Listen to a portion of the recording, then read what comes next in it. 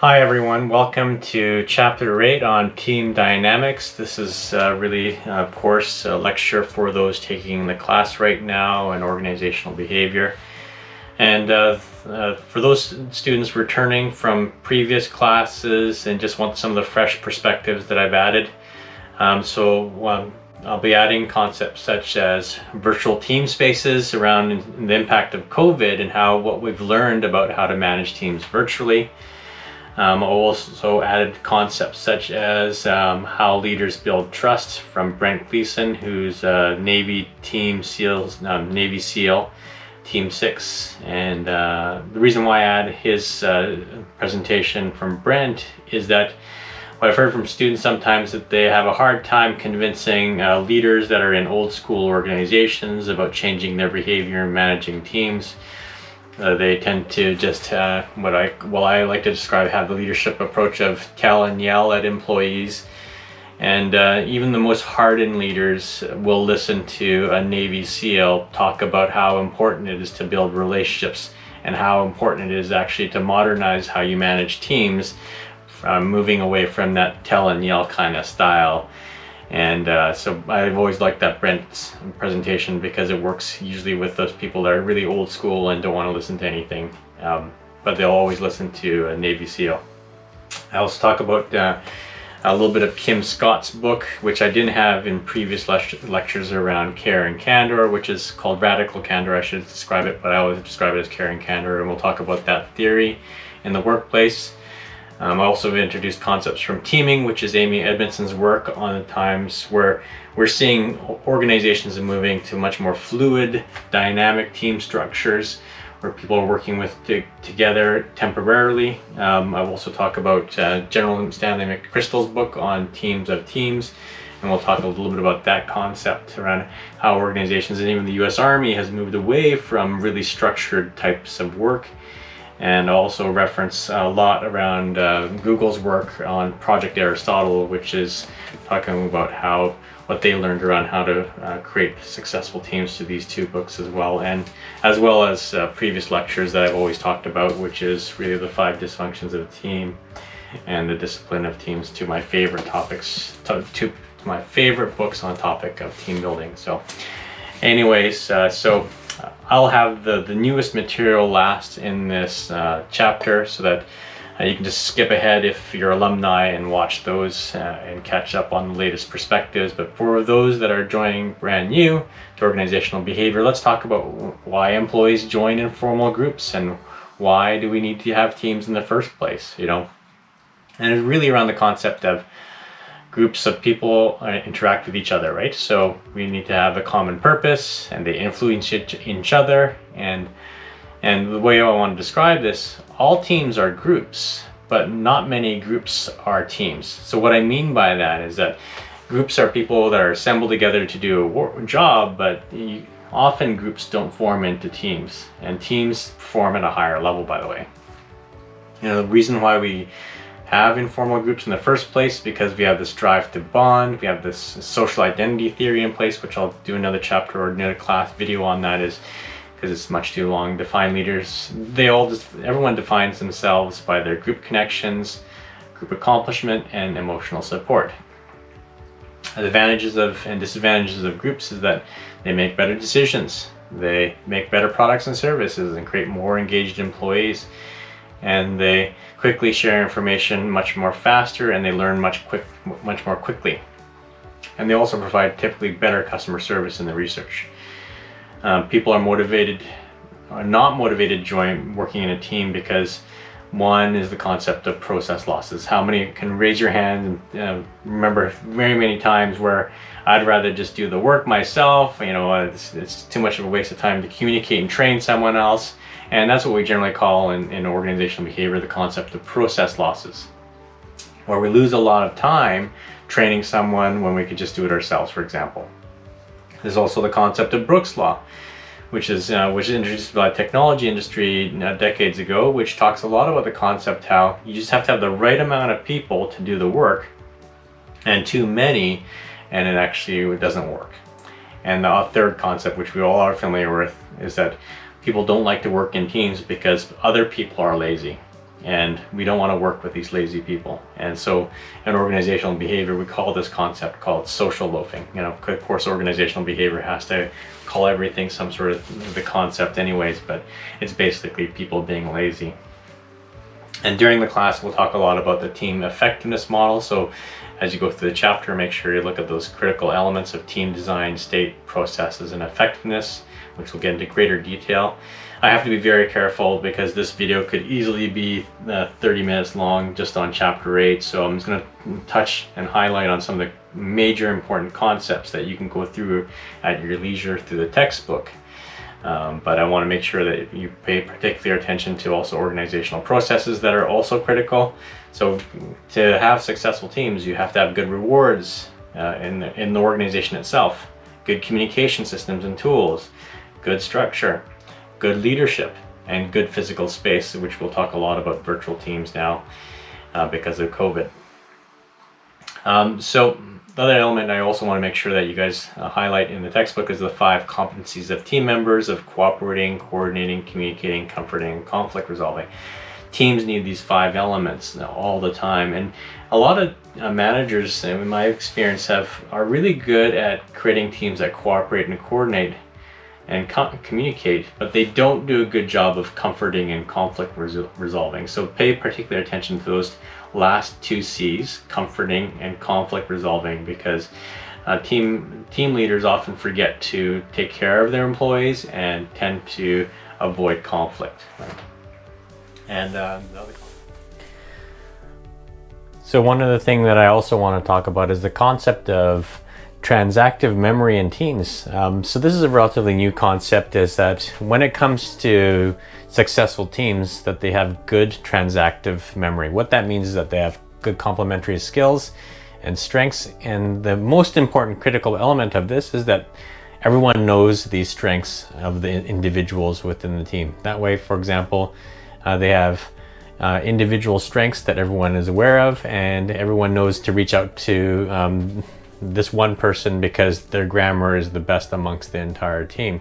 The problem is that in most teams, the individuals aren't really sure what their strengths are because they don't really communicate them. They don't know if it's actually the strength relative to the others. For example, am I really that confident that my grammar is the best in the team?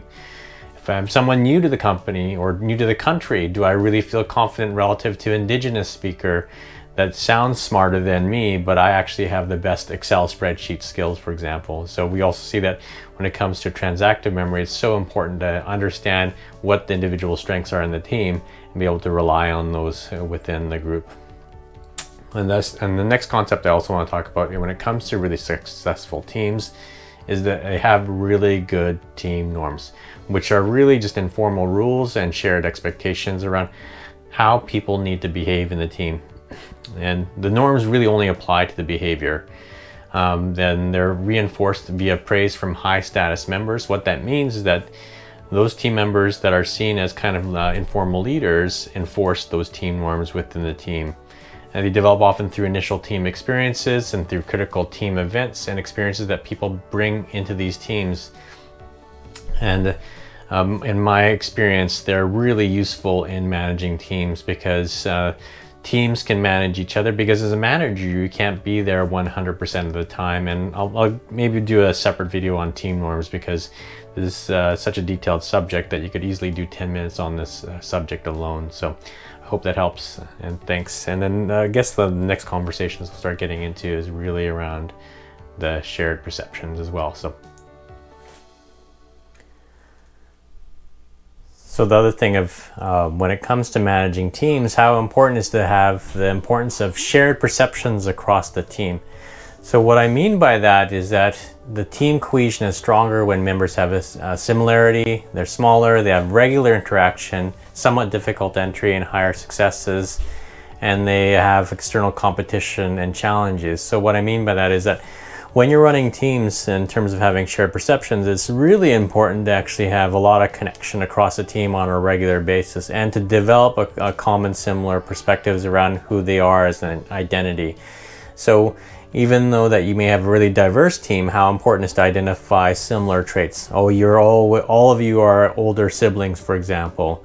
all of you love action movies, all of you love to paint, to draw out those examples of member similarity so that you can create this shared identity across the team on a regular basis. Because without that, you tend to have teams that are not very cohesive, and so important to do that on a regular basis.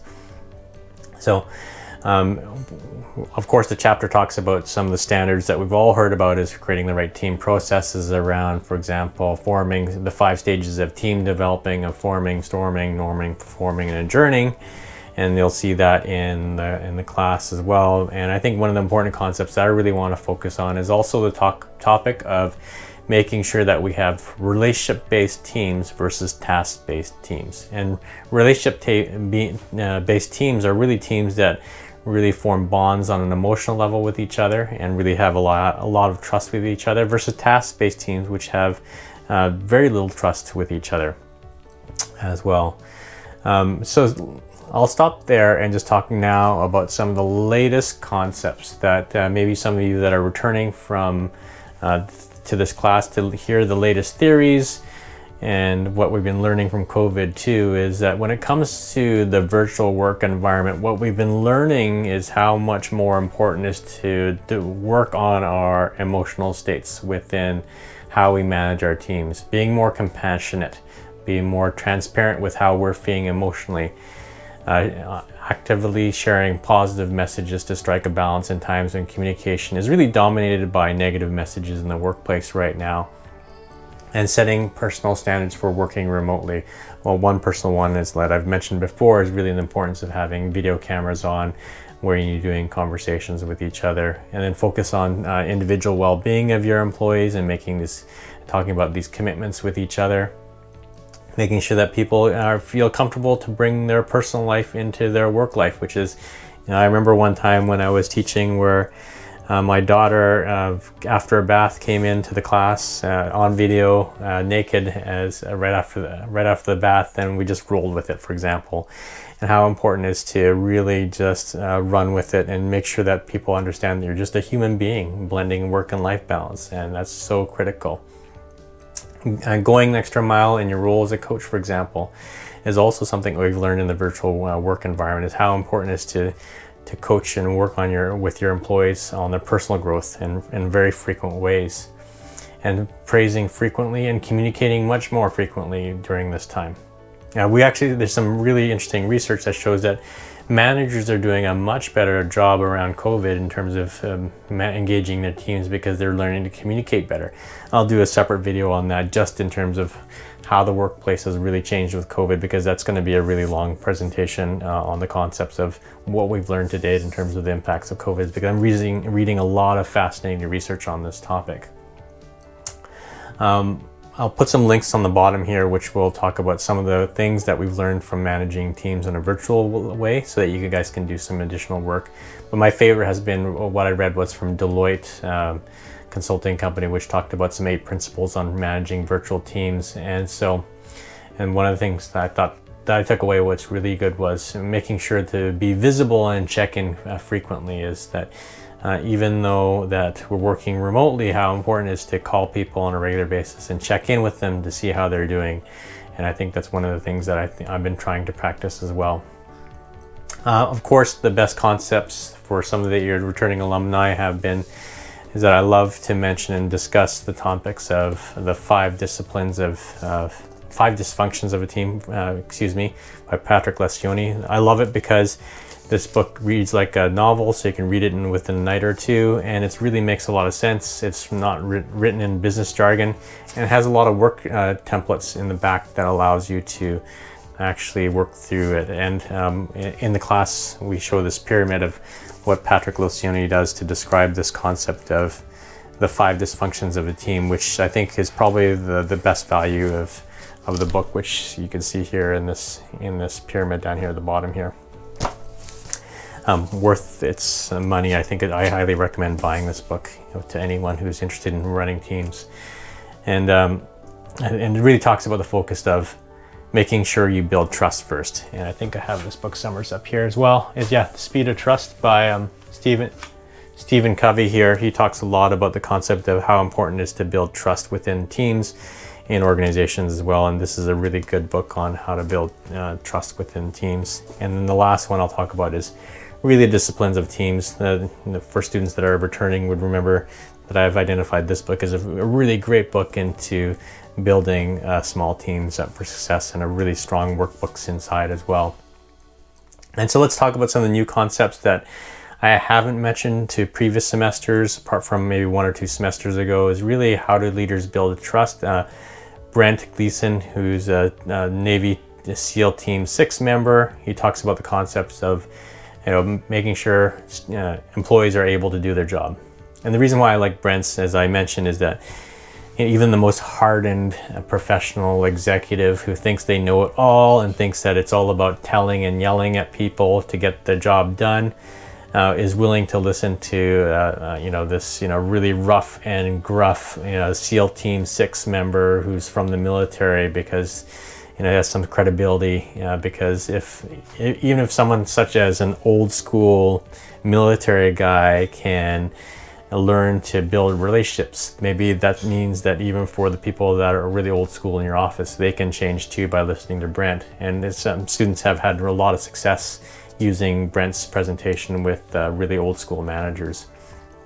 And Brent talks about making sure you're believable and acting consistently, staying connected with compassion and care, which sounds ridiculous because you would think that some military guy would not be very compassionate and caring, but it really talks about SEAL Team 6, focus on making sure there's a lot of compassion and care for their coworkers, being dependable, making sure that there's high levels of trust in the organization, making sure that you have a plan and take action very quickly, investing a lot of time and energy to stay connected with each other. And he talks about how important trust is in team building, how important that is, how being transparent, what he calls the concept of passing the word, which is communicating with me and what's going on, and making sure everyone in the organization is communicating much more vividly across the team and giving feedback, and then leading by example. So I think Brent's got a really good YouTube video link I've put in the class lectures, which is fascinating in terms of how he had his perspective on managing teams. Care and Candor, or Radical Candor by Kim Scott, I think is a really great book, because our parents always teach us if you don't have anything nice to say, don't say anything, and that's really wrong.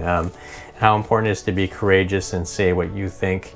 I put a YouTube link on the bottom, which you can watch a little quick video on Kim's book, and then making sure that you're humble and helpful, immediate, in person.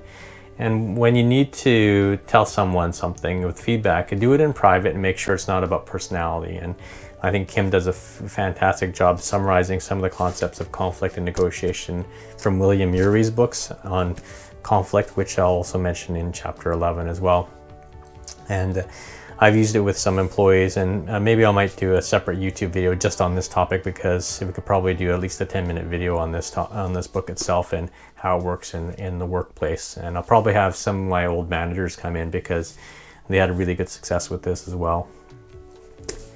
Artificial harmony, we do a separate video on that, which so I won't get into a lot of detail. You can click on that link for artificial harmony and psychological safety. But Google did some fascinating work with a project called Project Aristotle years ago, on the concept of what makes a really good team. And they found that when teams have artificial harmony, they are really highly dysfunctional. And the real importance is to create high social sensitivity, have good conversational turn talking, have ostentatious listening. But the most important concept is to create a concept of psychological safety, where members feel safe to take risks and be vulnerable in front of each other. And I think that's quite important within the team. And you can watch that separate video for that information as well. So hopefully that gives you a good overview of chapter 8 on team building. I know this is a bit longer than normal, but there's just so much good material on team building that was impossible for me to cut it down to 10 minutes on this intro. But we'll talk a lot more about this class in this class, and we'll talk about much more detail during the class lecture, and I hope you enjoyed it. And if you have any other questions or any other thoughts that you want to hear about, just let me know, and I'd be happy to do a video on that. And if you could just do a like and subscribe, that'd be great, because it helps the channel out. So I really appreciate it, and see you guys in class. Talk soon. Bye.